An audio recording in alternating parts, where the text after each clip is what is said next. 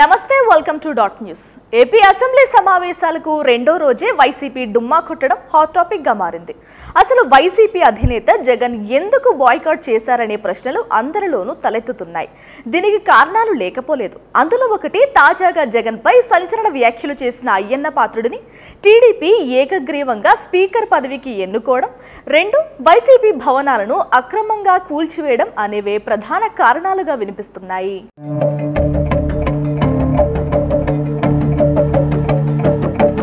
అయితే తాజాగా అయ్యన్న పాత్రుడు మాజీ ముఖ్యమంత్రి జగన్ పై సంచలన వ్యాఖ్యలు చేశారు.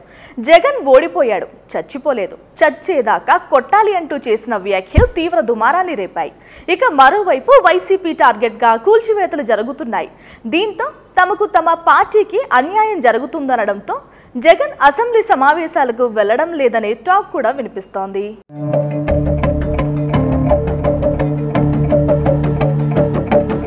అయితే సోషల్ మీడియాలో ట్వీట్లతో ప్రశ్నించడానికి బదులుగా అసెంబ్లీ సమావేశాలకు హాజరవుతూ మాటల తూటాలతో టీడీపీ జనసేన నేతలకు చుక్కలు చూపించొచ్చుగా జగన్ అని వైసీపీ అభిమానుల నుంచి కామెంట్లు వినిపిస్తున్నాయి.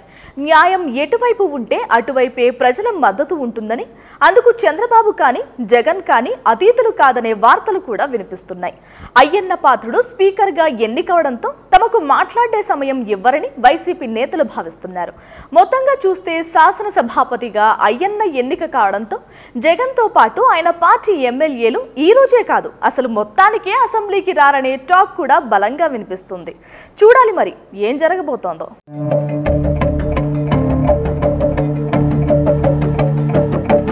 Please subscribe .news.